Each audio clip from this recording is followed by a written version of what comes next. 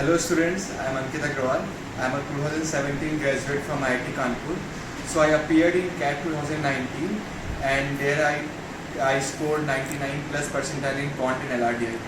So this video is about PrepLeaf. So PrepLeaf is an AI based personalized learning platform for competitive exams like IIT JEE and CAT. So what is the website? The website is cat.prepleaf.com.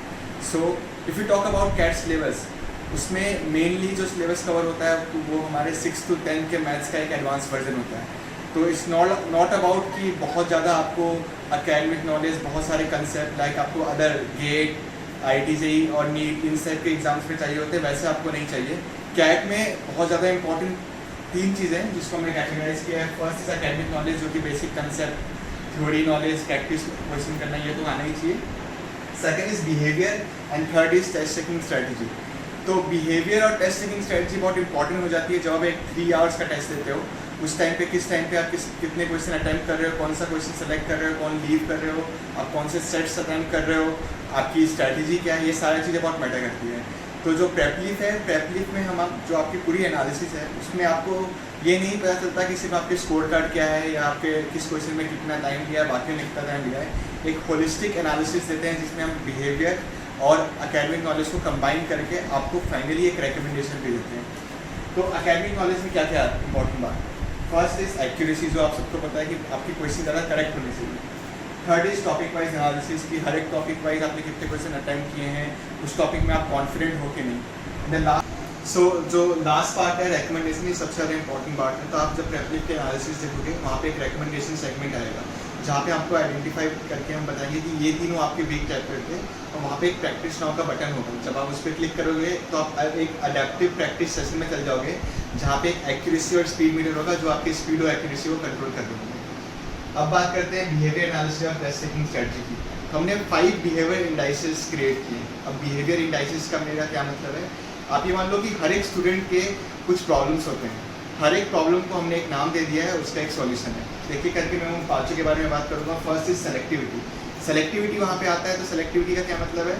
Selectivity is like कि आप कैसे questions को select कर रहे हो और कौन से क्वेश्चन को लीव कर रहे हो. जब भी आप कैट का पेपर देते हो, आपको एट दी एंड जब कैसे कैट 2019 का जब एनालिसिस आया था, सारे कोचिंग से निकाला था, तो ये आया था कि आउट ऑफ 8 LRDI सेगमेंट, ये 4 LRDI segment is pretty easier comfortable, जो आप लोग अटेम्प्ट कर सकते हैं. 1 या 2 LRDI सेक्शन आपको मीडियम रेंज में इसको सेकंड ट्राई ले सकते हैं, और इन 2 को आपको छोड़ना चाहिए. तो जब सेलेक्टिविटी की बात करी जाए तो कौन सा क्वेश्चन हमें अटेम्प्ट करना है, कौन सा छोड़ना है, ये बहुत की पैरामीटर होता है, आपके मार्क्स को जो ड्राइव करता है. लेकिन during the course of preparation कोई आपको सिखाता नहीं है कि कौन से क्वेश्चन को सिलेक्ट करें, कौन सा करें. तो PrepLeaf में आपको एक सेलेक्टिविटी इंडेक्स दिखाएगा जो आपको बताते रहेंगे कि आपकी सेलेक्टिविटी कैसी है. Third is endurance. Endurance is basically proxy to speed. एक स्टूडेंट की कैपेबिलिटी, जो एक रिक्वायर्ड टाइम जितना लगना चाहिए उस क्वेश्चन को उसमें खत्म कर पाता है कि नहीं, सॉल्व कर पाता है कि नहीं. तो अगर आपका इंड्योरेंस कैट में काफ़ी मैटर करता है कि बहुत बच्चों का पेपर छूट जाता है, इजी पेपर छूट जाता है, इजी क्वेश्चन छूट जाते हैं क्योंकि उसकी स्पीड सही नहीं होती. किसी हर एक क्वेश्चन में मान लो ऑन एन एवरेज आपको 2 मिनट, तो वैसे ही आपने 4 क्वेश्चन अटैम्प्ट करते हो तो एक क्वेश्चन अपने आप छोड़ना पड़ जाएगा. इस टाइप से हम endurance is proxy to speed.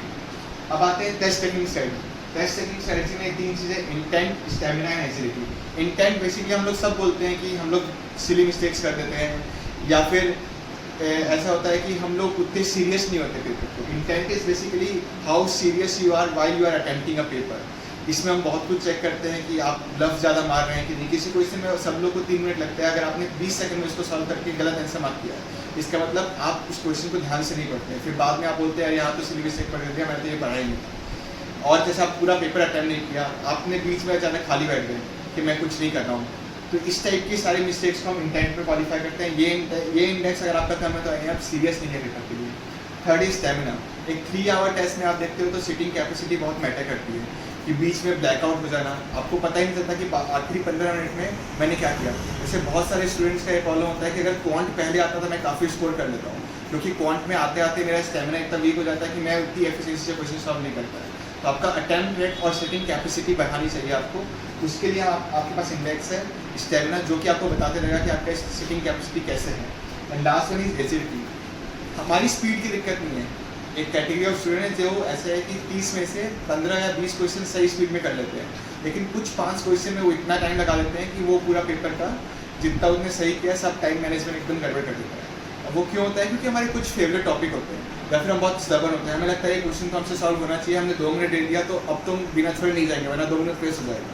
लेकिन होता क्या है, हम 3 मिनट और दे देते हैं उसमें, उस 2 मिनट को बचाने के चक्कर में। तो उस टाइप के बच्चे को हम बोलते हैं उनकी एजिलिटी कम है, तो एजिलिटी इंडेक्स आपको वो होता है। तो ये 5 इंडेक्स आपको वहाँ पे दिखेंगे। हमें एक पैरामीटर बनाया है, जैसे आप ये मान सकते हैं कि ये आपको ये जो ग्राफ है, इस ग्राफ से आपको दिख जाएगा कि आपके 5 इंडेक्स कैसे हैं। यहाँ पे मैं इंडेक्स 1, 2, 3, 4 और 5 रखा, तो अगर ये इंडेक्स का जितनी ज़्यादा वैल्यू है उतना ज़्यादा आपका वो इंडेक्स अच्छा है। तो सारे इंडेक्स की इस तरह कैटेगराइज किया है कि वो ज़्यादा होना चाहिए, सेलेक्टिविटी ज़्यादा होनी चाहिए, इंड्योरेंस ज़्यादा होना चाहिए, इंटेंट अच्छा होना चाहिए, स्टेमिना भी अच्छा होना चाहिए और एजिलिटी होना चाहिए बंदे को। फिर एक इंपॉर्टेंट सेगमेंट होता है नो वैल्यू स्टैंड। इसमें आप देखोगे इस टाइप का कर्व आता है, इसमें 2 लाइन आते हैं, एक होता है 90 परसेंटाइल वालों की लाइन, एक होता है आपकी लाइन।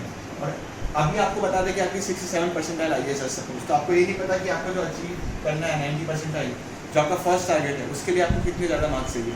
तो हम वहाँ पे लिख के बताते हैं कि 27 more marks needed to achieve 90 percentile. तो ये का बहुत ज़्यादा इंपॉर्टेंट है। इसके अलावा ये एनालिसिस, ये पूरे वीडियो का ये फर्स्ट पार्ट है। आपको इसके बाद हम हर एक एनालिसिस में और डिटेल में जाएंगे हमारे नेक्स्ट वीडियो में। तब तक के लिए आप ज्वाइन कर सकते हैं हमारा फेसबुक ग्रुप facebook.com/groups/prepleaf। हमने अभी प्रेप जोन के साथ कोलैबोरेट किया है और प्रेप जोन में सारे IIM के एलुमनाइज हैं, IIM कलकत्ता के।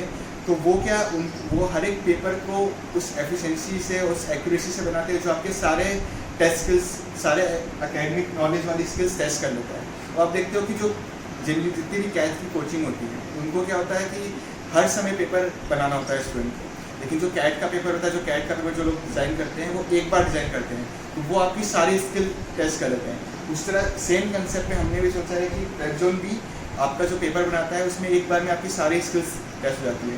तो आप लोग हर दिन होता है 10 PM में, तो आप लोग इस वेबसाइट पे आ सकते हैं, गूगल प्ले पे हमारी ऐप भी है, वहाँ पे जा सकते हैं। आप हसल 30 ले सकते हैं, हर एक जगह एक हसल होगा। 10 to 11 के वीक में हम हसल 30 कराते हैं। उसके बाद आप अपनी पूरी एनालिसिस की रिपोर्ट देख सकते हैं, जिसमें आपको बहुत ही डिटेल मिलेगा कि क्या क्या आपकी मिस्टेक्स है, क्या क्या रिकमेंडेशन है, क्या क्या शॉर्टकम्स है। So all the best, happy test.